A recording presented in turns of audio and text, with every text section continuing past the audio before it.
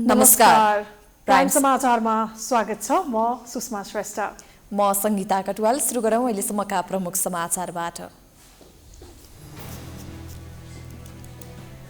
परराष्ट्र मन्त्री प्रदीप कुमार गेवाली 3 दिने भ्रमणका लागि भारतको नयाँ दिल्लीमा। सीमा विवाद लगायत दुवै देशसँग सम्बन्धित बहुआयामिक विषयमा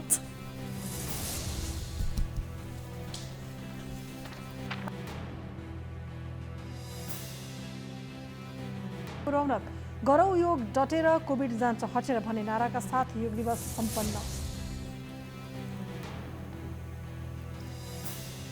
संसद विघटन विरुद्ध आन्दोलन गरिरहेका दलहरू एकजुट हुन सकेनन्। संयुक्त आन्दोलनमा जाने प्रचण्ड माधव समूहको प्रस्ताव कांग्रेसद्वारा अस्वीकार। काठमाडौँ उपत्यकामा उत्पादन हुने फोहोर व्यवस्थापनमा सङ्कट। नुवाकोटको सिस्टोलमा फोहोर फाल्न नदिने स्थानीयको चेतावनी। मन्त्रालय र महानगरबीच जुहारी। नेपालमा कोरोना संक्रमणको संख्या कम हुँदै 5000 भन्दा धेरैको पीसीआर परीक्षण गर्दा 430 जनामा संक्रमण पुष्टि। 4426 जना सक्रिय संक्रमित। कोरोना भाइरसको उद्गम थलो चीनको वुहान पुग्यो। विश्व स्वास्थ्य संगठनको टोली भाइरसको उत्पत्तिबारे अध्ययन गर्न स्वीकृति।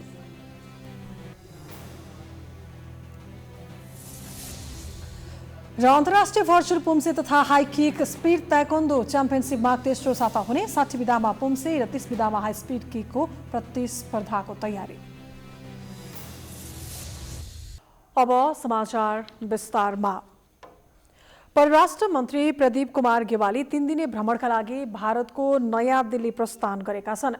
नेपाल भारत बीच पछिल्लो 1 वर्ष यता बढेको विवादपछि पहिलो पटक मन्त्री स्तरीय भ्रमण नेपालको तर्फबाट भएको हो। नेपाल भारत परराष्ट्र मन्त्री स्तरीय संयुक्त आयोगको बैठकका लागि गेवाली भारत गएका हुन्। बैठकमा नेपाल भारतसँग सम्बन्धित बहुआयामिक विषयमा छलफल हुनेछ। भारत परराष्ट्र मन्त्री स्तरीय संयुक्त आयोगको बैठकमा सहभागी हुन मन्त्री गेवाली बिहिबार बिहान भारत प्रस्थान गरेका हुन्। आयोगको 6औं बैठक 3 दिनसम्म चल्नेछ। परराष्ट्र मन्त्री गेवाली र भारतका विदेश मन्त्री एस जयशंकरले संयुक्त रूपमा बैठकको अध्यक्षता गर्नेछन्। विमानस्थलमा पत्रकार सम्मेलन गर्दै मन्त्री गेवालीले बैठकमा नेपाल भारतसँग सम्बन्धित बहुआयामिक विषयमा छलफल हुने बताएका छन्। आयोगको बैठकमा नेपाल भारत द्विपक्षीय सम्बन्धका साथै व्यापार, ऊर्जा, सीमा पारवहन, कोभिड-19 सहकार्य, पूर्वाधार, कनेक्टिभिटी, लगानी, कृषि, पर्यटन लगायतका विषयमा छलफल हुनेछ। भ्रमणका क्रममा मन्त्री गेवालीले भारतका उच्च अधिकारीहरूसँग समेत छुट्टा छुट्टै छलफल हुने परराष्ट्र मन्त्रालयले जनाएको छ। त्यस क्रममा मन्त्री गेवालीले दुई मुलुकबीचको सीमा विवाद लगायत विषय उठाउने विश्वास लिएको छ। यसअघि प्रधानमन्त्री केपी शर्मा ओलीले मन्त्री गेवालीले नेपालले जारी गरेको नयाँ नक्साका मामिलामा जानकारी गराउने र आफ्नो अडान स्पष्ट पार्ने जानकारी राष्ट्रिय सभालाई दिएका थिए। हाम्रो भूभाग हामीले प्राप्त नगरेर हडपिएको छ भने, भूभाग हडपिएको छ भन्ने थाहा छ, बोल्न नसक्ने अनि सम्बन्ध राम्रै छ भन्ने, भित्रभित्र मन कुड्याउने, बाहिर बाहिर सम्बन्ध राम्रै छ भन्ने, त्यस्तो होइन। जहाँनेरि समस्या छ, सीमा सम्बन्धी समस्या छ भने त्यो मित्र राष्ट्रसँग हामीले खुलस्त छलफल गर्नुपर्छ, कुरा गर्नुपर्छ, हाम्रा समस्याहरू राख्नुपर्छ, हाम्रा अडानहरू राख्नुपर्छ, हाम्रा न्यायोचित तर्कहरू, हाम्रा भनाइहरू हामीले प्रस्तुत गर्नुपर्छ र त्यो न्यायोचित भनाइ हामीले पुरा गराउने प्रयास गर्नुपर्छ। सीमा विवाद सुल्झाउने विषयलाई नेपालले विशेष जोड दिँदै आएको छ। प्रधानमन्त्री केपी शर्मा ओलीका पछिल्ला अभिव्यक्तिमा समेत आयोगका बैठक र सीमाको विषयले प्राथमिकता पाइरहेकाले यसप्रति चासो बढेको हो। सोमबार भारतीय टेलिभिजन जी न्युजसँगको अन्तर्वार्तामा पनि प्रधानमन्त्री ओलीले नक्सा प्रकाशनलाई स्वाभाविक रूपमा लिनुपर्ने र सीमा सम्बन्धी विवाद छलफलबाट टुङ्ग्याउन सकिने बताएका थिए। यसबाट पनि नेपाली पक्षले द्विपक्षीय बैठकमा सीमा विवादमाथि सघन छलफल गर्न चाहेको प्रश्न हुन्छ। भ्रमणमा मन्त्री गेवालीले कोरोना विरुद्धको खोपका मामिलामा पनि छलफल गर्ने भएका छन्। नेपालले भारतबाट कोरोना विरुद्धको खोप ल्याउने तयारी गरिरहेको छ। मन्त्रीको भ्रमण टोलीमा परराष्ट्र सचिव, स्वास्थ्य सचिव लगायतका अधिकारी पनि सहभागी छन्। गेवाली शनिबार स्वदेश फर्किने कार्यक्रम रहेको छ।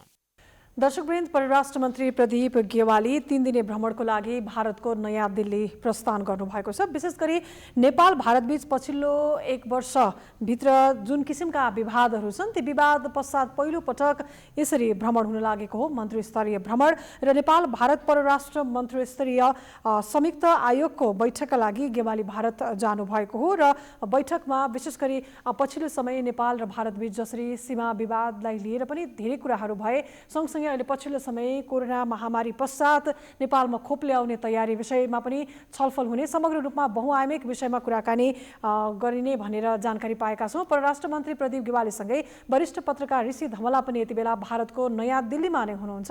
मन्त्री गेवालीको भ्रमण के कसरी अघि बढिरहेको छ, भ्रमणको लक्ष्य के हो र अहिलेको ताजा अवस्थाबारे जानकारी दिनको लागि प्रत्यक्ष हामीसँग जोडिनु भएको छ। धमलाज्यू। हजुर सुषमाजी भन्नुहोस्। हजुर, के भइराखेको छ नयाँ दिल्ली? तपाईँ आफू पनि पुग्नु भएको छ। यो परराष्ट्र मन्त्री स्तरीय संयुक्त बैठक भनिएको छ। बैठकका एजेन्डाहरू र आज के भयो र भोलिका एजेन्डाहरू के छन्, यस विषयमा विस्तृतमा जानकारी गराइदिनुहोस् न। सुषमाजी, नेपालका परराष्ट्र मन्त्री प्रदीप गेवाली 3 दिने भारत भ्रमणको लागि आज चाहिँ उहाँ नयाँ दिल्ली आइपुग्नु भयो। नयाँ दिल्लीमा आइसकेपछि उहाँले होटल ताजमा चाहिँ आफ्ना टिमसँग विशेष कुराकानी गर्नुभयो। भोलिको चाहिँ विदेश मन्त्रीसँगको वार्तालाई कसरी सफल बनाउने, के एजेन्डा राख्ने भन्ने बारेमा उहाँले छलफल गर्नुभएको छ। र साँच्चीकै भने आज परराष्ट्र मन्त्री प्रदीप गेवाली त्यति व्यस्त रहनु भएन। उहाँले चाहिँ आफ्नै टिमसँग र राजदूतहरूसँग पनि कुराकानी गर्नुभएको छ। नयाँ दिल्लीमा रहनुभएका नेपाली राजदूत नीलमर आचार्यसँग उहाँले चाहिँ अहिलेको पछिल्लो अवस्थाको बारेमा, नेपाल भारत सम्बन्धको बारेमा कुराकानी गर्नुभयो सुषमाजी। त्यसपछि उहाँ अहिले नेपाली राजदूतावासमा जानुभएको छ। त्यहाँ विभिन्न पक्षसँग उहाँले कुराकानी गरिरहनु भएको छ। र सुषमाजी, भोलि चाहिँ परराष्ट्र मन्त्री स्तरीय चाहिँ वार्ता हुँदैछ। यो वार्ता चाहिँ अत्यन्त महत्त्वपूर्ण रूपमा हेरिएको छ। दुई देशबीचको सम्बन्धलाई प्रगाढ र सुमधुर बनाउनको लागि, नेपाल भारत सम्बन्धमा देखिएका असमझदारी हटाउनको लागि पनि यो चाहिँ भ्रमणलाई उपलब्धिमूलक मानिएको छ। र मैले धेरै पक्षसँग कुरा गरेँ सुषमाजी। अब यहाँका चाहिँ विभिन्न राजनीतिक दलका नेताहरू, नागरिक समाजका अगुवाहरू र नेपाल भारत सम्बन्ध जानकारहरूसँग पनि मैले कुराकानी गरेँ। उहाँहरूको भनाइ के छ भन्दाखेरि नेपाल भारत सम्बन्ध सुमधुर हुनुपर्छ, प्रगाढ हुनुपर्छ, सीमा विवाद समाधान हुनुपर्छ, लिम्पियाधुरा रिपिलेर कालापानीको बारेमा पनि वार्ताको माध्यमबाट समस्याको समाधान हुनुपर्छ भनेर उहाँहरूले चाहिँ जोड दिइरहनु भएको छ। तर पनि अहिले चाहिँ कोभिडको खास गरी समस्याबाट भारत पनि प्रताडित छ। भारतमा पनि खोप आएको छ। त्यो खोप चाहिँ अब नेपालमा पनि दिने, नेपाली जनतालाई पनि दिने। नेपाल सरकारले पनि यस पटक चाहिँ भ्रमणको मुख्य एजेन्डा चाहिँ खोपलाई बनाएको छ। खास गरी भारतले चाहिँ नेपाल सरकारलाई खोप दिन तयार भएको छ सुषमाजी। हामी नेपाललाई चाहिने जति खोप दिन तयार छौँ। नेपाली जनताले जति चाहन्छ त्यति नै नेपाल सरकारको तर्फबाट हामी खोप दिनको लागि तयार छौँ। नेपाली सरकारले मागे अनुसारको खोप दिन्छौँ भनेर भन्नुभएको छ। यहाँका स्वास्थ्य मन्त्रीसँग मैले कुराकानी गरेको थिएँ सुषमाजी। हजुर ऋषिजी, जस्तो पछिल्लो समय नेपाल र भारत बीच सीमा विवाद सँगसँगै नक्सा विवाद पनि रह्यो। यो विषयमा लामो समय नेपाल र भारत बीच संवादहीनता पनि भएको थियो। यस बीचमा यसरी यो मन्त्री स्तरीय भ्रमण हुँदै गर्दा यो कतिको फलदायी हुने अपेक्षा गर्न सक्छौँ हामीले? अब यो दुई देश बीचको परराष्ट्र मन्त्री स्तरीय संयुक्त आयोजनाको बैठक हो। यो आयोजनाको बैठक चाहिँ 2020मा हुनुपर्थ्यो। 2020मा पनि हुन सकेन, 2021मा पनि हुन सकेन। अहिले आएर जसरी बैठकको कुरा गर्दाखेरि तपाईँलाई थाहा छ, खास गरी नेपाल भारत सम्बन्धमा चाहिँ यो प्रत्येक वर्ष हुने बैठकहरू हो। तर पनि नेपाल भारत सम्बन्धमा विगतमा केही असमझदारी भयो। भारतले चाहिँ नक्सा जारी गर्दाखेरि, काश्मीरमा नक्सा जारी गर्दाखेरि नेपालको भूभाग राखेर लिम्पियाधुरा कालापानी लिपिलेख राखेर नक्सा जारी गरिसकेपछि नेपाल भारत सम्बन्ध दरारमा परिणत भयो। त्यसपछि नेपालले पनि आफ्नो नक्सा जारी गर्यो। आफ्नो नक्सामा चाहिँ आफ्नो भूभाग राख्यो, लिम्पियाधुरा लिपिलेख र कालापानी। त्यसपछि संविधान संशोधन भयो। संविधान संशोधन सर्वसम्मति भइसकेपछि नेपाल भारत सम्बन्ध चिसिएको थियो। र त्यो चिसिएको सम्बन्धलाई सुमधुर बनाउनको लागि निकै प्रयत्नहरू भएको थियो। दुवै पक्षका बीचमा अनौपचारिक कुराकानी पनि भएको थियो। तर अगस्त 15 को दिन नेपालका प्रधानमन्त्री केपी शर्मा ओलीले भारतीय प्रधानमन्त्री नरेन्द्र मोदीलाई फोन गरेर अब हामीले संवादबाट जानुपर्छ, वार्ताको टेबल मार्फतै समस्याको समाधान चाहिँ हामीले निकाल्नुपर्छ भनेर भनिसकेपछि दुई पक्षको बीचमा वार्ताहरू हुन थाल्यो। त्यसपछि रहेका प्रमुख सामन्त कुमार गोयल चाहिँ नेपाल भ्रमण जानुभयो। त्यहाँबाट सुरु भएको यो वार्ताको श्रृङ्खला सेना अध्यक्ष हुँदै अब भारतीय जनता पार्टीको विदेश विभागको प्रमुख विदेश सचिव हुँदै अहिले चाहिँ परराष्ट्र मन्त्री स्तरीय लेभलमा चाहिँ नयाँ दिल्लीमा भोलि वार्ता हुँदैछ। यो वार्तालाई निकै महत्त्वको साथ हेरिएको छ। खास गरी नेपालले 4-5 एजेन्डालाई अगाडि बढाउने भनेर भनिएको छ। नेपालका परराष्ट्र मन्त्री प्रदीप गेवालीसँग पनि मैले संक्षिप्त कुराकानी गरेको थिएँ। उहाँले चाहिँ यो भ्रमण फलदायी हुन्छ र सीमा विवादको बारेमा पनि हामी चाहिँ राख्छौँ, समस्याको समाधान कसरी गर्ने भन्ने बारेमा। तर एउटा बैठकले मात्र यो समस्याको समाधान गर्दैन। लिम्पियाधुरा लिपिलेख कालापानीको बारेमा चाहिँ अब धेरै पटक यस्ता वार्ताहरू हुनुपर्छ। नेपालले प्रमाणहरू राख्ने, भारतले पनि अब यस बारेमा चाहिँ छलफल गर्न तयार भएको देखिन्छ। मैले भारतीय राजदूत विजय मोहन कोत्रासँग पनि मैले कुराकानी गरेको थिएँ। उहाँले पनि के भन्नु भन्दाखेरि अहिलेको अवस्थामा हामी चाहिँ नेपालसँग मिलेर जान तयार छौँ र सबै राजनीतिक विषयवस्तुमा पनि नेपाल सरकारसँग परराष्ट्र मन्त्री प्रदीप गेवालीसँग कुराकानी हुन्छ भनेर उहाँले बताउनु भएको छ। दुईवटा मन्त्रीहरूको बिचमा भोलि जुन वार्ता हुँदैछ, नेपालका परराष्ट्र मन्त्री प्रदीप गेवाली र भारतीय विदेश मन्त्री एस जयशङ्कर को बिचमा हुने वार्तालाई चाहिँ महत्त्वका साथ हेरिएको छ। यहाँ नयाँ दिल्लीका चाहिँ खास नेपालप्रति चाहिँ एकदम लगाव भएका, नेपालप्रति चाहिँ निकट भएर विश्लेषण गर्ने, समीक्षा गर्ने व्यक्तिहरूसँग पनि मैले कुरा गरेको थिएँ। उहाँले को भनाइ के छ भन्दाखेरि अब यो भ्रमण एकदम राम्रो हुन्छ, यो भ्रमणले चाहिँ एउटा सन्देश जान्छ, विदेश बिचको एउटा वार्ता चाहिँ भएको छ, हाई लेभल वार्ता हो भनेर चाहिँ उहाँहरूको प्रतिक्रिया पनि आएको छ। अब भोलिको वार्ता कस्तो हुन्छ, नेपालले के प्रस्ताव राख्छ, भारतले कस्तो प्रतिक्रिया दिन्छ सुषमाजी, त्यसपछि मात्रै हामीले प्रतिक्रिया दिन सक्छौँ। तर पनि यो भोलि हुने वार्तालाई निकै महत्त्वका साथ हेरिएको छ। दुवै पक्षले चाहिँ विभिन्न किसिमको एजेन्डामा कुराकानी गर्नको लागि चाहिँ एजेन्डाहरू तय गरेको छ। जस्तो विगतमा भएका सन्धि सम्झौताको बारेमा कसरी जाने, तपाईँलाई थाहा छ धेरै परियोजनाहरूमा सम्झौताहरू भएको छ, कार्यान्वयन भएको छैन, त्यसलाई कार्यान्वयन कसरी गर्ने भन्ने बारेमा पनि छलफल होला।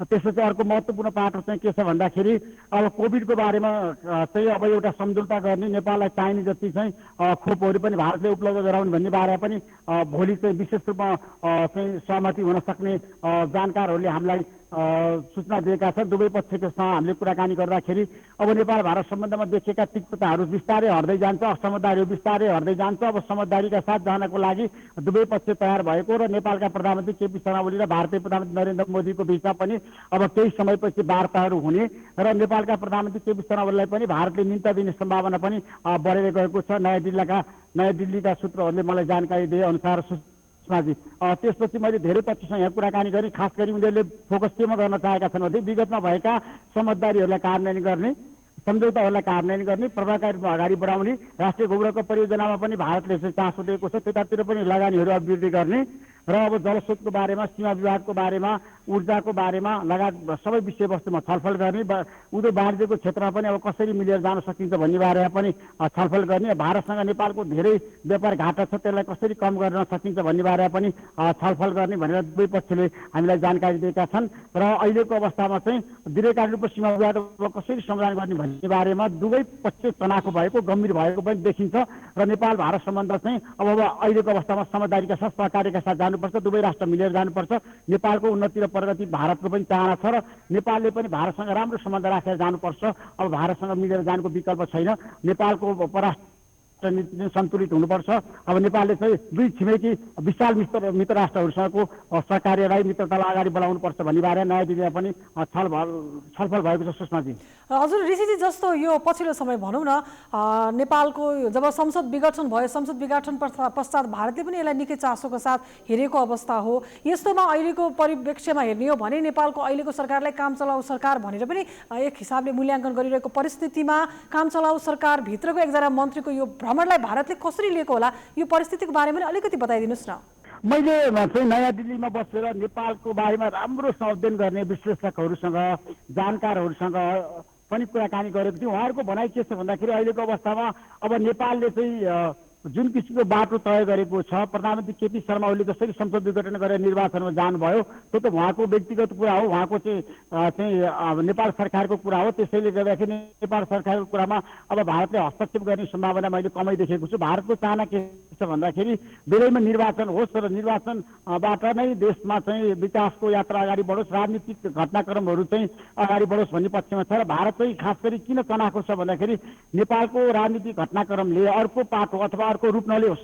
नेपालमा चाहिँ जुन किसिमको व्यवस्था छ सँगै लोकतान्त्रिक गणतन्त्र, त्यसलाई नै भारतले आत्मसात गरेको हो कि भन्ने चाहिँ बुझिन्छ। सुषमाजी मैले यस बारेमा पनि धेरै कुराकानी गरेँ र प्रधानमन्त्री केपी शर्मा ओलीको कदमको बारेमा भारतको भनाइ के छ भन्ने बारेमा मैले चाहिँ धेरै बुझ्ने प्रयत्न गरेँ। भारतले अहिलेसम्म कुनै पनि आधिकारिक प्रतिक्रिया दिएको छैन र मैले भारतीय पक्षसँग कुरा गर्दाखेरि उनीहरूले के भने यो नेपाल सरकारको कुरा हो।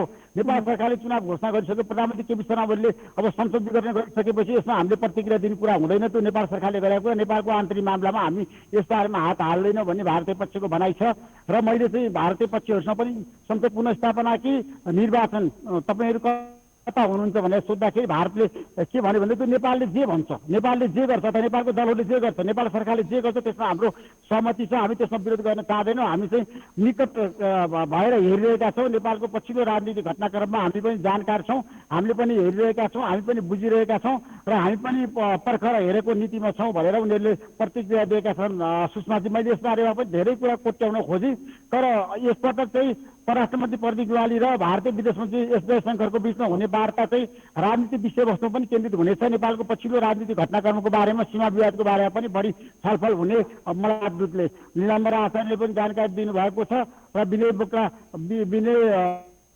कोत्राजीले पनि जानकारी दिनुभएको छ। हजुर, हस्, जानकारीको लागि धन्यवाद। तपाईँ त्यहाँ रहन्जेल हामी निरन्तर त्यहाँ बैठकको विषयमा थप जानकारीहरू लिइरहनेछौँ। यति बेला हामीसँग प्रत्यक्ष जोडिनु भएको थियो वरिष्ठ पत्रकार ऋषि धमला। विशेष गरी परराष्ट्र मन्त्री स्तरीय जुन भ्रमण अहिले भइरहेको छ, यो भ्रमणको विषयमा हामीले थप जानकारी लिने प्रयास गरेका थियौँ। अब बाँकी समाचार। आज माघे सङ्क्रान्ति मुलुकभर उल्लासमय माहौलका बीच मनाइएको छ। प्रत्येक वर्ष सौरमा अनुसार माघ महिनाको पहिलो दिन मनाइने माघे अर्थात् मकर सङ्क्रान्ति पर्व आज देशभर स्नान, जप, तप, ध्यान, साधना, दान आदि गरी मनाइएको छ। सूर्य धनु राशिबाट मकर राशिमा प्रवेश गर्ने सङ्क्रान्ति भएकाले माघ 1 गतेलाई माघे अर्थात् मकर सङ्क्रान्ति पनि भन्ने गरिन्छ। माघ 1 गतेलाई उत्तरायण सुरु हुने भएकोले दिनभन्दा रात छोटो हुँदै जान्छ। उत्तरायण सुरु हुने दिनको स्नान, जप, तप, ध्यान, साधना, दान आदिलाई पुण्यदायक मानिन्छ। यसैले आजको दिन देवघाट, त्रिशुली, कालीगण्डकी, बागमती, इन्द्रावती, त्रिवेणी, रिडी, कन्काई, माई लगायतका स्थानमा माघ स्नान गर्न भक्तजनको भिड लाग्छ। यी ठाउँमा आज विशेष मेला समेत लाग्ने गर्दछ। तराईवासीले माघ 1 गतेलाई नहान अर्थात् नुहाउने पर्वका रूपमा मनाउँछन्। वर्षभर ननुहाए पनि आजको दिन भने अनिवार्य नुहाउनुपर्छ भन्ने मान्यता रहिआएको छ। बिहानै तीर्थस्थलमा गई स्नान गरेर तिल दान गर्नाले सुन दान गरे सरहको पुण्य प्राप्त हुने धार्मिक विश्वास छ। धर्मसिन्धुमा माघ 1 मा घिउ, चाकु, तिलका परिकार, खिचडी नखाने, दान नगर्ने, जलाशयमा गई स्नान नगर्ने, ध्यान नगर्ने व्यक्ति जीवनभर रोगी हुने उल्लेख गरिएको छ। उत्तरायण भएपछि शुभ कर्म गर्न उत्तम मानिन्छ। आज स्नान, दान, व्रत, ध्यान गर्ने व्यक्तिले पुण्य प्राप्त गरी मनोकामना पूर्ण हुने धार्मिक विश्वास छ। माघे सङ्क्रान्तिका दिन घिउ, चाकु, तेलका परिकार, तरुल, पालुङ्गो, खिचडी आदि खाने चलन छ। यी परिकारले जाडोमा न्यानो प्रदान गर्ने भएकाले चिसो समयमा पर्ने पर्वमा ताता परिकार खाने गरिएको हो। यी खानाले त्रिदोष नाश हुने धार्मिक विश्वास छ। आजका दिन शरीरमा तिलको तेलले मालिस गर्दा दूषित पदार्थ बाहिर निस्कन्छ भन्ने विश्वास छ। शरीरका नाडी, स्नायुमण्डल र हड्डीलाई तिलको तेल मालिसबाट सुदृढ र स्वस्थ राख्न सकिने आयुर्वेद शास्त्रीय मान्यता छ। सूर्य उत्तरायण भएपछिको मृत्युलाई उत्तम मानिन्छ। माघे सङ्क्रान्तिका अवसरमा सरकारले आज सार्वजनिक बिदा दिएको थियो। माघी पर्वको अवसरमा काठमाडौँ पशुपतिनाथमा बिहानैदेखि चहल पहल थियो। बागमती नदीमा स्नान गर्न र मन्दिरमा पूजाआजा गर्न बिहानैदेखि भक्तजनको उपस्थित थियो। शिवजी उत्पत्ति भएको रातका नामबाट नामकरण भएको यो पर्व 4 प्रमुख रात्रि मध्ये एक पवित्र पर्वका रूपमा शिव पुराण लगायतका ग्रन्थमा समेटिएको छ। तीर्थस्थलमा गई स्नान गरेर तिलदान गरे, सुनदान गरे सरहको पुण्य प्राप्त हुने धार्मिक विश्वास छ। जस अनुरूप काठमाडौँको पशुपतिनाथ मन्दिरमा पनि दर्शन गर्न आउने भक्तजनको उपस्थिति बाक्लो थियो।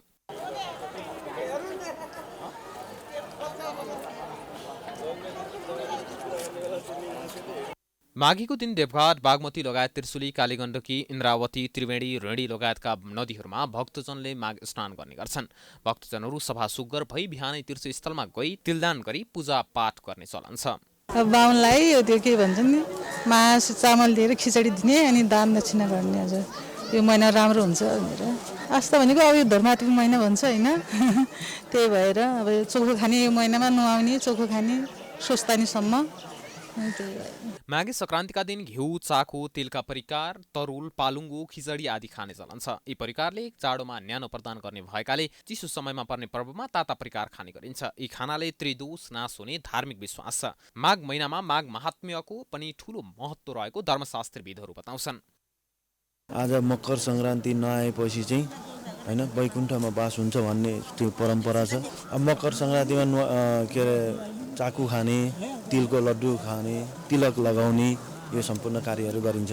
तिलको लड्डुहरू खाइयो भने चाहिँ शरीरको त्यो ब्लडहरू चाहिँ सफा भएर जाने है, अनि कालहरूले पनि त्यति एट्याक नगर्ने, त्यो भएर। मकर सङ्क्रान्ति भनेको अब यो सबै चाडबाडहरू चाहिँ साउने सङ्क्रान्ति र मकर सङ्क्रान्ति, यो माघे सङ्क्रान्ति चाहिँ उत्तम व्रतमुन्न गर्ने, नवग्रह शान्ति गर्ने, यो चाहिँ जस्तो भने हाम्रो कुलको उँधौली भने जस्तो यो वर्षभरिको चाहिँ उँधौली जस्तो सङ्क्रान्ति हो। माघे सङ्क्रान्तिका दिन वैदिक सनातन हिन्दू धर्मावलम्बीहरू बिहानैदेखि नदी, कुण्ड र तलाउमा स्नान गरी शिवालयमा गई श्रद्धा भक्तिपूर्वक पूजा आराधना गर्छन्। शिवजी उत्पत्ति भएको रातका नामबाट नामकरण भएको यो पर्व कालरात्रि, मोहरात्रि, सुखरात्रि र शिवरात्रि नामक 4 प्रमुख रात्रिमध्ये एक पवित्र पर्वका रूपमा शिवपुराण लगायतका ग्रन्थमा उल्लेख छ। फागुन कृष्ण चतुर्दशीका दिन मनाइने यस पर्वलाई दिन दुखी र कष्टपूर्ण अवस्थामा रहेका प्राणीको हृदयमा धर्मको उदय गराउने आस्तोष भगवान शिवको अति प्यारो दिनका रूपमा पनि लिने गरिन्छ। आज राष्ट्रिय योग दिवस। नेपालबाट सुरु भएको योग वर्तमान समयमा विश्वभर फैलिएको छ, तर पनि नेपाली समुदायमा योगा सम्बन्धी उचित ज्ञानको अभाव देखिन्छ। दैनिक जीवनमा योगा नगर्दा जनजीवन प्रतिकूल बन्ने गरेको छ, तर पनि पछिल्ला दिनमा केही हदसम्म योगा गर्नेको संख्यामा भने वृद्धि भएको छ। योग डटेर कोभिड जान्छ हटेर भन्ने नाराका साथ राष्ट्रिय योग दिवस मनाइएको छ। यस वर्ष कोरोना संक्रमणको जोखिमलाई मध्यनजर गर्दै योगलाई विशेष प्राथमिकताका साथ दिवस मनाइएको छ। शारीरिक व्यायाम योग अभ्यासले शारीरिक र मानसिक रूपमा स्वास्थ्य रहन, विशेषतः नसर्ने रोगहरूबाट बच्न फाइदा पुर्याउनुका साथै स्वास्थ्यकर दीर्घ जीवन प्रदान गर्ने यथेष्ट वैज्ञानिक प्रमाणहरूको पृष्ठभूमिमा फैलिसकेको योग प्रशिक्षक बताउँछन्। पहिलेको समयमा अलि आध्यात्मिक व्यक्तिहरूले मात्र, जोगीहरूले या योगीहरू या आश्रममा बस्नेहरूले मात्र योग गर्नुपर्ने भन्ने एउटा मान्छेहरूको बुझाइ थियो। त्यसकारण टेलिभिजनमा गर्दाखेरि पनि यो हाम्रो विषय होइन, यो बाबाहरूले हाँस्ने, खेल्ने, ध्यान गर्ने भन्ने मात्र बुझ्थे। तर अहिलेको समयमा योग चाहिँ के भइरहेको छ भन्दा एउटा गृहस्थ व्यक्तिले, एउटा कर्मचारीले, एउटा विद्यार्थीले, एउटा अफिसमा काम गर्ने चाहिँ स्टाफले सबैले चाहिँ योग गर्नुपर्छ भन्ने कुरा चाहिँ बुझ्न थालेका छन्। त्यही रेसियोमा चाहिँ अहिले योग गर्ने मान्छेहरूको चाहिँ चापताप पनि बढिरहेको छ। र अहिलेको जुन हामी एकदमै तपाईँको चाहिँ कोरोनासँग चाहिँ लडिरहेको होइन, विभिन्न किसिमका चाहिँ स्वास्थ्यहरूसँग चाहिँ जुधिरहेको विषम परिस्थितिमा योग चाहिँ रामबाण सिद्ध भएको छ। पहिलेको तुलनामा नेपालीहरू योग गर्नतर्फ इच्छुक देखिएका छन्। योगले शरीरका अङ्ग प्रत्यङ्गहरूलाई चलायमान, ऊर्जामान, आवश्यकता अनुसारको सक्रिय वा शान्त राख्ने, हाड जोड्ने, नसा र मांसपेशी, फोक्सो, मुटु, रक्तनली, पाचन तथा निष्कासन अङ्गहरूलाई स्वस्थ राख्ने, योगको उचित अभ्यासले कम उमेरका व्यक्तिमा उचाइ बढाउन समेत मद्दत मिल्ने, स्मरण क्षमता वृद्धिमा सहयोग हुन्छ, शरीरलाई तन्दुरुस्त बनाउन र स्वस्थ रहन सहयोग गर्छ। क्यान्सर जस्ता समस्याहरूलाई पनि जितेर एउटा चाहिँ नयाँ जीवन पाइरहेका छन्।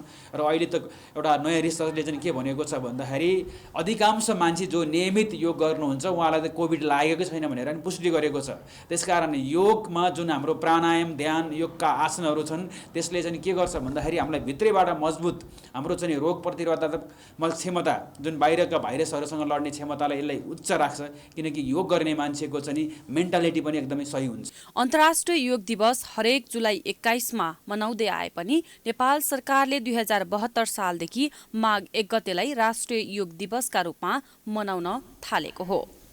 संसद विघटन विरुद्ध आन्दोलित दलहरू एकजुट हुन सकेका छैनन्। प्रमुख प्रतिपक्षी नेपाली कांग्रेसले सरकार विरुद्ध आन्दोलन त गरेको छ, तर धेरै दबाब दिने पक्षमा छैन। उता नेकपाको प्रचण्ड माधव समूह भने आन्दोलनबाटै संसद पुनः स्थापना गर्नुपर्ने पक्षमा छ, जसले गर्दा दुवै पक्ष एकसाथ अघि बढ्न सकेका छैनन्।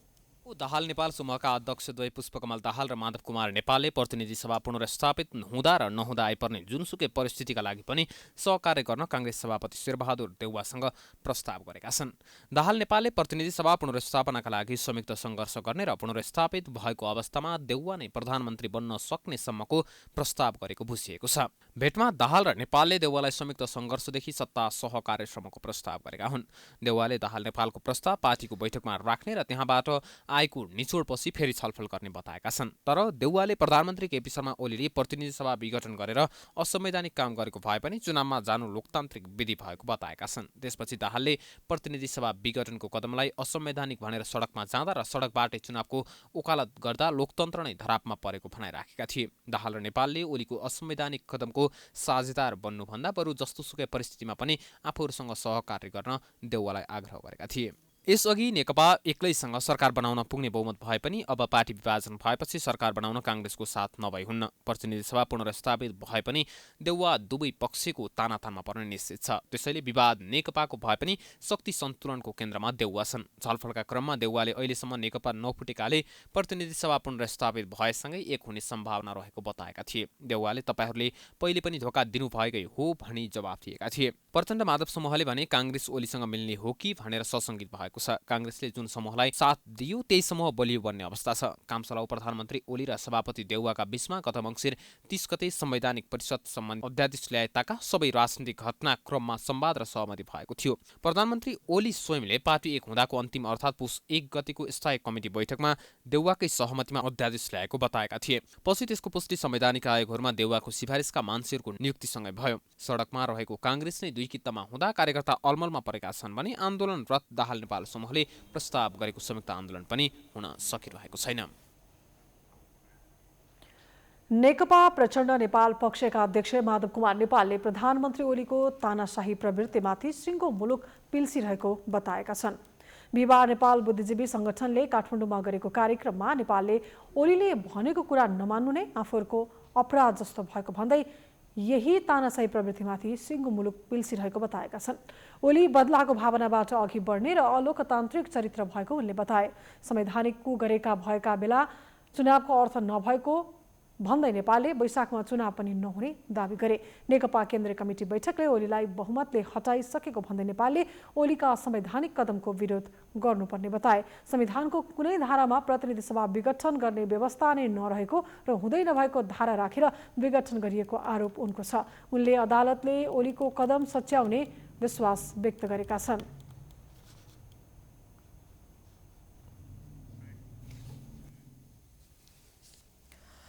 फुटपाथ तथा खाली स्थानमा थुप्रिएको फोहोरका कारण नुवाकोट दुर्गन्धित भएका कारण अब स्थानीयले काठमाडौँको फोहोर लान नदिने भएका छन्। तर सरकारले विकल्प खोज्न सकेको छैन। बरु काठमाडौँ महानगरपालिकामाथि सरकारले नै दबाव सिर्जना गरेको छ। महानगरसँग पनि कुनै विकल्प नहुँदा समस्या जटिल बन्ने देखिएको छ। काठमाडौँ उपत्यकाको फोहोरले दुर्गन्धित बनेको सिस्टोल क्षेत्रका स्थानीय त्यहाँ थुप्रिएको फोहोरकै कारण आफूहरू बिरामी पर्ने गरेको, बालीनालीले राम्रो उत्पादन नदिएको र चौपाया बिरामी परेको गुनासो गर्दै आएका छन्। अब भने स्थानीयले काठमाडौँ उपत्यकाको फोहोर विसर्जन गर्न नदिने चेतावनी दिएका छन्। सिस्टोल बन्चरे डाँडा फोहोर मैला व्यवस्थापन सरोकार समितिले 15 दिनभित्र 11 बुँदे माग पूरा नभए फोहोर विसर्जनमा अवरोध पुर्याउने चेतावनी दिइसकेका छन्। पटक पटक जायज माग उठाउँदा पनि आश्वासन मात्र दिएको भन्दै यसपटक 15 दिनभित्र माग पूरा नगरे फोहोर मैला ल्याउन ठप्प पार्ने चेतावनी दिएका हुन्। सिस्टोलमा अब कि त फोहोर बस्ने कि त मान्छे बस्ने गरी टुङ्गो लगाउन सरकारसँग माग राखेका छन्। यस्ता पीडादायी अवस्थामा पुर्याउने राज्यका कुन उच्च अधिकारीहरू हुन्? यस्तो अमानवीय हरकत गर्ने, गैरकानुनी ढङ्गबाट फोहोर खन्याउने, मानवता विरोधी क्रियाकलाप गर्नेलाई छानबिन गरी कस्तो कारबाही गर्नुहुन्छ? उपत्यका सफा गर्ने नाममा हाम्रो आँगन फोहोर गर्न पाइन्छ? कुन कानुन अनुसार तपाईँले फोहोर ककनी गाउँपालिका सिस्डोल लानुभएको? फोहोर उत्पादन गर्नेले नै व्यवस्थापन गर्नुपर्ने होइन? शहरी विकास राज्यमन्त्री रामवीर मानन्दरले फोहोर मैला व्यवस्थापन सधैँ गम्भीर विषय बन्दै आएकोले अब प्रविधि मार्फत फोहोरको समाधान हुने आश्वासन दिएका छन्। तर उनले फोहोर मैलाको व्यवस्थापनको जिम्मेवारी मन्त्रालयको नभई काठमाडौँ महानगरपालिकाको हो भन्दै पन्छिएका छन्। एउटा माग चाहिँ नयाँ प्रविधिको मेसिन राख्नुहोस् भनेर चाहिँ मेरो चाहिँ माग हो। यो चाहिँ यहाँ थप्नुहोस्। यो थपेपछि मलाई लाग्छ नेपाल हामी सबै नेपालीहरूको र 15 वर्ष अगाडिदेखि तपाईँले सुन्नु भएको छ फोहोर मैलाको व्यवस्थापनसँग जोडिएको छ र 1700 पनि जग्गा अहिले अधिग्रहण गरेर अहिले नयाँ प्रविधिको ल्यान्डफिल साइट बन्दैछ। म ल्यान्डफिल साइट भन्दिनँ। अब यो नयाँ मेसिन राख्ने बित्तिकै मलाई लाग्छ विश्वका धेरै देशहरूमा फर्मुलाका व्यवस्थापन गरेको छ। त्यो फर्मुलासँग जोडेर आज विश्व रेकर्ड कायम गरे जस्तै यो फर्मुलाको पनि विश्व रेकर्ड कायम गर्छ भन्ने मेरो चाहिँ तपाईँसँग प्रतिबद्धता। काठमाडौँ महानगर भने फोहोर लान नदिने भन्ने कुरामा असम्भव हुने बताएको छ। जनप्रतिनिधि र स्थानीयको फरक मत आएकोले समस्या के हो भन्ने कुरामा छलफल भइरहेको महानगरको जवाब छ। र उहाँहरूको जुन किसिमले नल्याउने वातावरण अहिले बनिराखेको छ, उहाँहरूको मन जितेर भावना जितेर उहाँको आत्मालाई सम्मान गरेर त्यहाँको पब्लिकको त्यहाँको बासिन्दाहरूलाई उच्च सम्मानका साथ उहाँहरूलाई सम्बोधन गरेर नेपाल सरकार वा स्थानीय सरकार वा काठमाडौँ महानगरपालिकाले फोहोर लिएर जान्छ। उहाँहरूले जुन किसिमले अहिले हाइपोथेटिकल्ली फोहोर लान हुँदैन भनिराख्नु भएको छ, त्यो अलिकति अव्यावहारिक हुन्छ। जिम्मेवार व्यक्तिहरूले जिम्मेवार पदाधिकारीहरूले त्यो भनिरहँदाखेरि उहाँहरूलाई पनि अप्ठ्यारो, हामीलाई पनि अप्ठ्यारो। त्यो किसिमको समस्या समाधान गर्ने हिसाबले बसेर छलफल गरौँ, निकासा निक्लन्छ, त्यसलाई कुनै समस्या हुँदैन भन्ने हिसाबले हामीले भनेका छौँ। नुवाकोटका स्थानीयलाई विगत 2062 सालदेखिकै हो स्थानीय जनता सरकार र महानगर बीच बसेको बैठकको निर्णय अनुसार 3 वर्षका लागि 2062 जेठबाट नुवाकोट स्थित सिस्टुलको करिब 1500 रोपनी क्षेत्रफल जग्गामा काठमाडौँ महानगरपालिका सहित उपत्यकाका 18 वटा नगरपालिकाको फोहोर अहिलेसम्म थुप्रिँदै आएको छ। प्राइम टाइम्स टेलिभिजनका लागि लक्ष्मी विश्वकर्माको रिपोर्ट। संसद विघटनको विरोधमा नेपाली कांग्रेसको विद्यार्थी संगठन नेवी संघले बिहिबार पनि काठमाडौँमा विरोध प्रदर्शन गरेको छ। संसद विघटन अलोकतान्त्रिक र असंवैधानिक भन्दै नेवी शंकरदेव क्याम्पसका विद्यार्थीहरूले काठमाडौँको माइतीघरमा विरोध प्रदर्शन गरेका हुन्। प्रदर्शनमा सहभागी विद्यार्थीहरूले मुखमा कालो मास्क, निधारमा कालो फित्ता र त्यसमा नारा लेखेर प्रदर्शन गरेका थिए भने शरीरमा नारा लेखिएको कालो पहिरन लगाएका थिए। युवा विद्यार्थीले केपी ओली मुर्दाबाद, खोक्रो राष्ट्रवाद बन्द गर, असंवैधानिक कदम खारेज गर, विद्यार्थीको एउटै स्वर, सरकारभित्र चोरै चोर जस्ता नारा लेखिएका प्ले कार्ड प्रदर्शन गरिएको थियो। संविधान विपरीतको काम प्रधानमन्त्रीले गरेको भन्दै विरोध गरिएको प्रदर्शनमा सहभागी विद्यार्थी नेताहरूले बताएका छन्।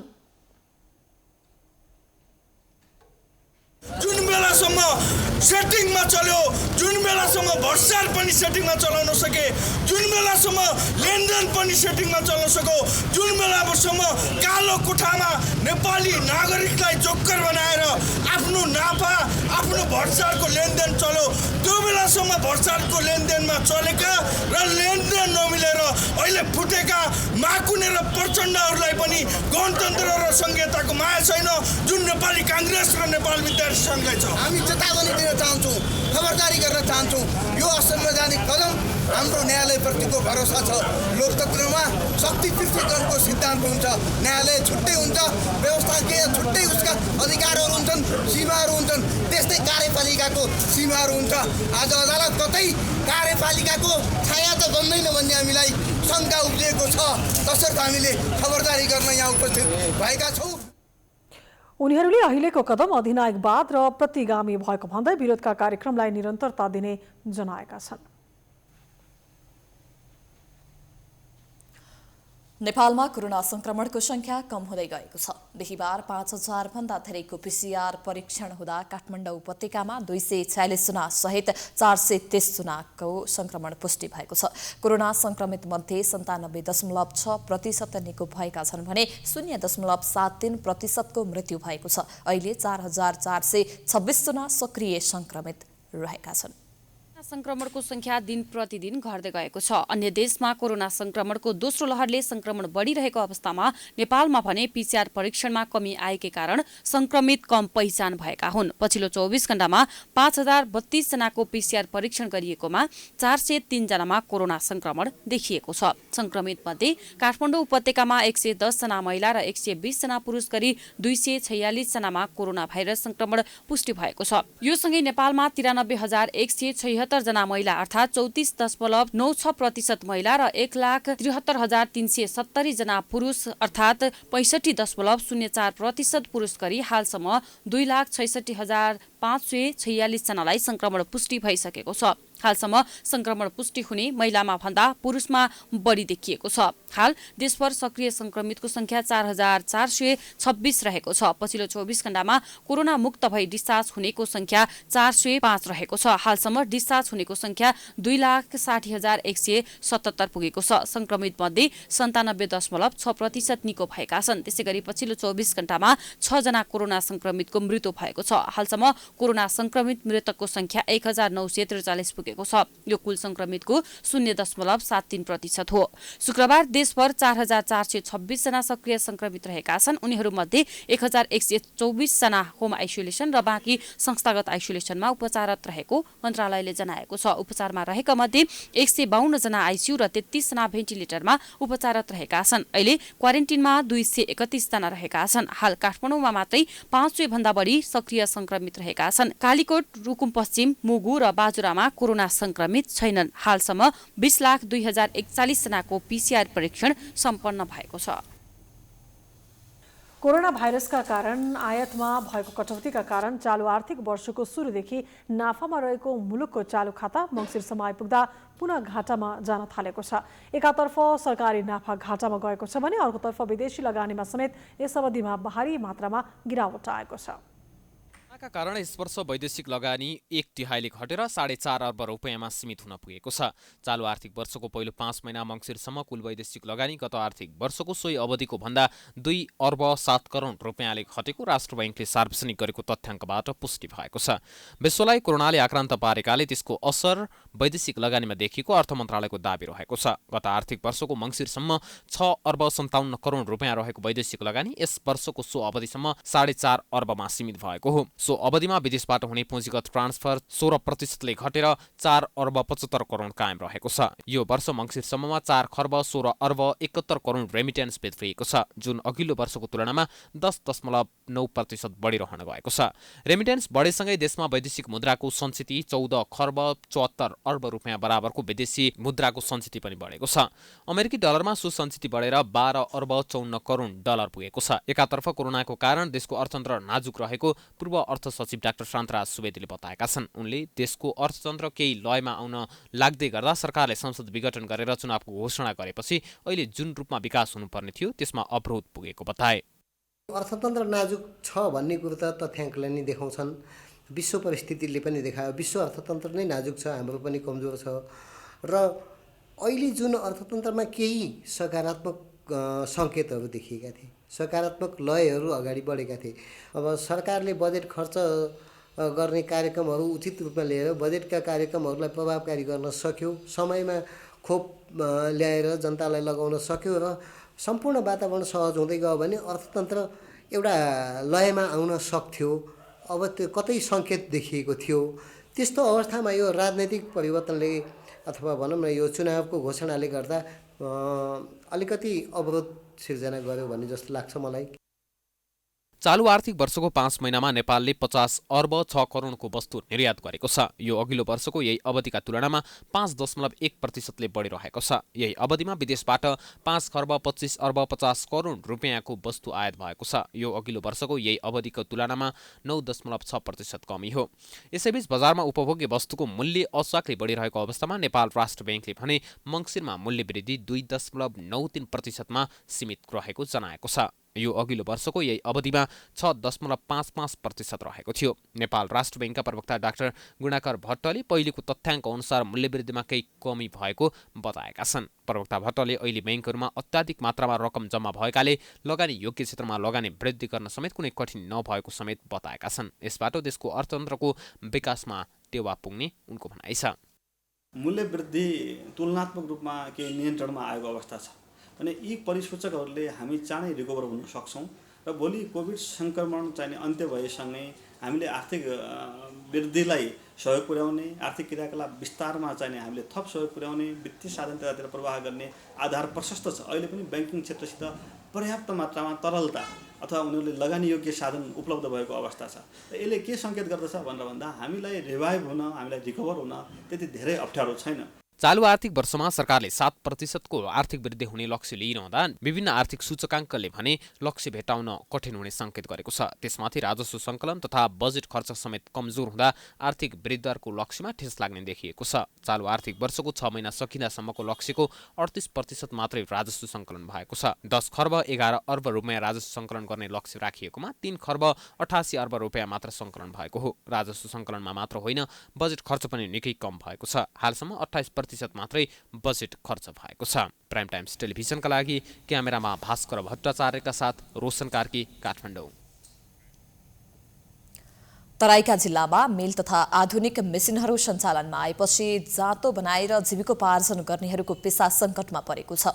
बारा, पर्सा, रौतहट, सर्लाही लगायतका जिल्लामा कुटानी तथा पिसानीका लागि मेसिनको प्रयोग हुन थालेपछि जाँतो बनाउनेको पेसा सङ्कटमा परेको छ। तराईका गाउँघरमा मिल र आधुनिक मेसिन सञ्चालनमा आएपछि जाँतोको प्रयोग कम हुँदै गएको छ। कुनै समय जाँतो नभएको घर नै हुँदैनथ्यो, तर अहिले घरको जाँतो गाउँघरमा प्रयोगविहीन भएको छ। कुटानी पिसानीका लागि मिल र विभिन्न प्रविधिसँगै आधुनिक मेसिन आएपछि जाँतो व्यवसायहरू मारमा परेका छन्। हमने के गाँव में जाता है सिलौटिया तक बेचे, सिलौटिया तक नहीं बिकात, घर घर में मिल हो गए। ये कहे के बिचारा बा लेते हैं सिलौटिया तक बिकात नहीं खे। हमने खाम से कैसे जियम से कैसे आ खारुस बा, गधा बा, घोड़ा बा, रहेगा ठाव नहीं खे, हिले नहीं खे। हमने के जमीन जाता हिले नहीं खे, गधा बा, घोड़ा बा, कुछ नहीं खे। कुटानी पिसानीका लागि मिल तथा आधुनिक मेसिन सहज भए पनि जाँतो, ढिकी, ओखलमा पिसिएको चामल, गहुँ, दाल शुद्ध पाइन्छ। मिलमा कुटानी पिसानी गरिएको अनाजको प्रोटिन, कार्बोहाइड्रेट, खनिज पदार्थ तथा पौष्टिक तत्त्व नष्ट हुनुका साथै वातावरणीय दृष्टिकोणले मिल उपयुक्त मानिँदैन। जाँतो बनाउन ढुङ्गा नपाइनु र बनाएको जाँतोले बजार भाउ नपाउँदा जाँतो व्यवसायहरू समस्यामा परेका छन्। बार बाकी आदमी इतना मेहनत से काटा था, बनावा था, दिन भर बनाए में एगो दूगो बना था। अभी महंगी समस्या में वो ले जाता गधा पर लाद के बेचे तो लोग से मांगा कितना देता लोग कितना, फिर भी अपन पेट पाले ला आदमी रोजगार कर रहा बा, जी रहा बा, खा रहा बा। बढी मेहनत तथा परिश्रम गरेर बनाइएको जाँतो गाउँ गाउँमा लैजाँदा समेत बिक्री नभएको उनीहरूको गुनासो छ। 1-2 घरमा किन्न थाले पनि लागत भन्दा पनि कम मूल्य दिने गरेका कारण व्यवसाय सङ्कटमा परेको जाँतो व्यवसायको गुनासो छ। मेहनत से पत्थर काटेले सन तब हमनी के रोजगार ना चलेला। गांव घर में जाले सन घुमाए तो बड़ा मुश्किल से एगो दूगो सिलौट बिकाला। हमनी के काम छोड़े के चाहता नहीं सन, अब काम दोसर मिली तो हमनी के करम सन। अब बहुत दिक्कत हो गल बा, के लेखा करल जा। आधुनिक प्रविधिको विकासका कारण गाउँघरबाट ढिकी, जाँतो, ओखलहरू क्रमशः हराउँदै गएका छन्, जसका कारण जाँतो व्यवसायहरू अन्य व्यवसाय गर्न बाध्य भएका छन्। प्राइम टाइम्स टेलिभिजनका लागि बाराबाट श्रीकान्त गुप्ताको रिपोर्ट। अब अन्तर्राष्ट्रिय समाचार।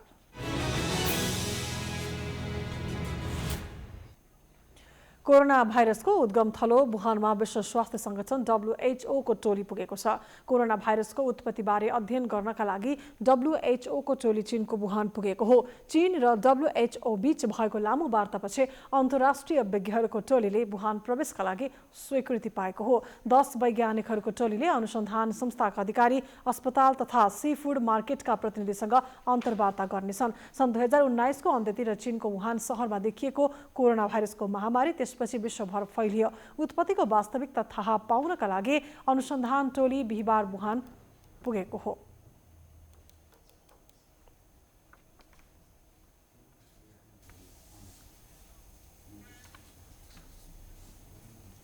अब खेलकुद समाचार।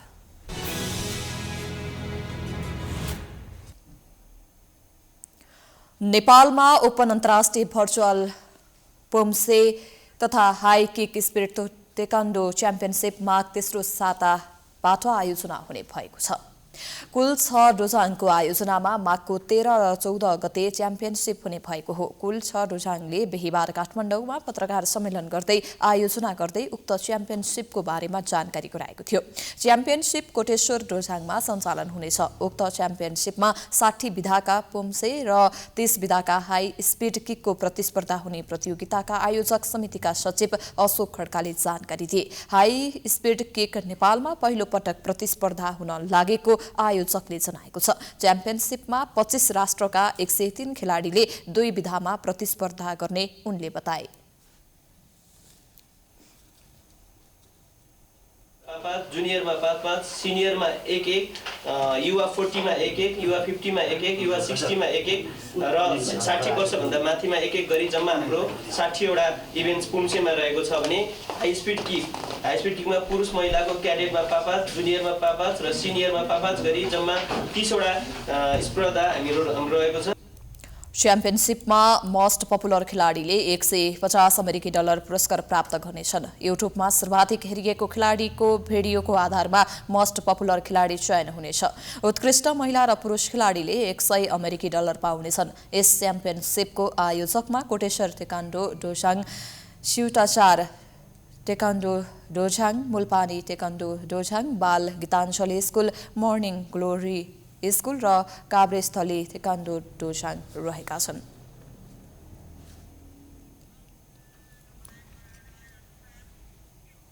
यो सँगै हामी समाचारको अन्त्यमा आइपुगेका छौं। जाँदा जाँदै प्रमुख समाचार पुनः एकपटक। परराष्ट्र मन्त्री प्रदीप कुमार गेवाली 3 दिने भ्रमणका लागि भारतको नयाँ दिल्लीमा सीमा विवाद लगायत दुवै देशसँग सम्बन्धित बहुआयामिक विषयमा छलफल हुने। आज माघे संक्रान्ति देशभर हर्षोल्लासपूर्वक मनाइयो। तराई क्षेत्रमा माघीको रौनक। गरौँ योग, डटेर कोभिड जाँच हटेर भन्ने नाराका साथ योग दिवस सम्पन्न। संसद विघटन विरुद्ध आन्दोलन गरिरहेका दलहरू एकजुट हुन सकेनन्। संयुक्त आन्दोलनमा जाने प्रचण्ड माधव समूहको प्रस्ताव कांग्रेसद्वारा अस्वीकार। काठमाडौँ उपत्यकामा उत्पादन हुने फोहोर व्यवस्थापनमा सङ्कट। नुवाकोटको सिस्टोलमा फोहोर फाल्न नदिने स्थानीयको चेतावनी। मन्त्रालय र महानगरबीच जुहारी। नेपालमा कोरोना संक्रमणको संख्या कम हुँदै 5000 भन्दा धेरैको पीसीआर परीक्षण गर्दा 423 जनामा संक्रमण पुष्टि। 4426 जना सक्रिय संक्रमित। कोरोना भाइरसको उद्गम थलो चीनको वुहान पुग्यो। विश्व स्वास्थ्य संगठनको टोली भाइरसको उत्पत्तिबारे अध्ययन गर्न स्वीकृति।